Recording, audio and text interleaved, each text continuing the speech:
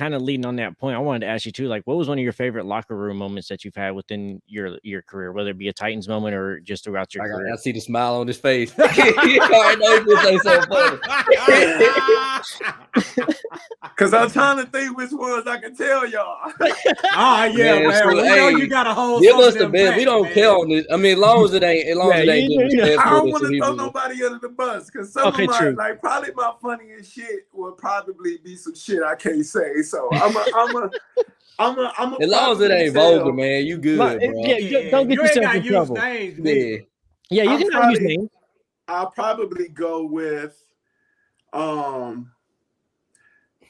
this is at least top 3 for me, and I'll just say this one because it's the one that's poking out my head the most. So boom, I'm in Pittsburgh, and you know it's off season, and Ben gets in a motorcycle he gets in a motorcycle accident, right? So we all getting phone calls. We all are in different areas of the U.S., the world, like, but we're all getting phone calls saying, warning us on what happened to Ben and telling us if any media contacts us, what to say and stuff like that, right? So we like, dang, like we all freaked out, like, because we know how bad this accident was, right? So ironically enough, I think it was like maybe a week or 2 before we had to go back for OTAs and spring training, minicamp training shit. So we get back and Ben comes to the facility. So he's been at the facility a couple of days, and I'm talking about he had to have his face reconstructed right here. He had like a bunch of scars and shit, like he was going through it. And it was like one of them elephants in the room type of situation in the locker room. Like we all was like, God damn, like this our Super Bowl quarterback. Like not only could he could have been gone from us. Like, you know what I'm saying? The tension is like, we trying to move on with the day-to-day, excuse me, fellas, with the day-to-day operation. But in the same sense, it's like I said, a huge elephant in the room. Like we know what just happened to you like last week, 2 weeks ago type shit. So, like I said, Mr. Rooney used to come through the locker room every day from upstairs. So this old man comes strolling down in the locker room, and he got this box up under his hand. He walking all slow and shit. And he walking, and he saying hi to everybody, and he hunched over, and he walking all over, and he walk over to Ben locker, right? So we all looking like, what the fuck he about to give Ben? Man, he give Ben this box.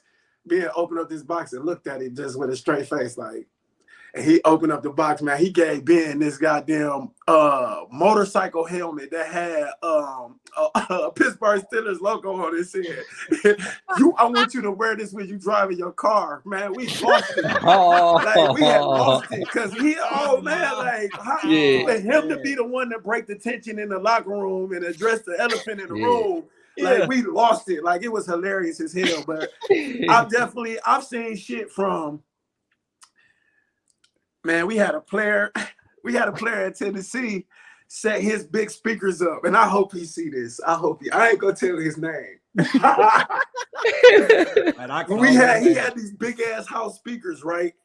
And he set them like our offensive line and defensive line was right next to each other. So there was 2 different groups of guys. Like we had Big Stu and Roos was our offensive line guys. Mm-hmm. Real, fishing, camping, quiet, hunters type of guys. And then our D-line, them boys from the hood. Like they from Detroit.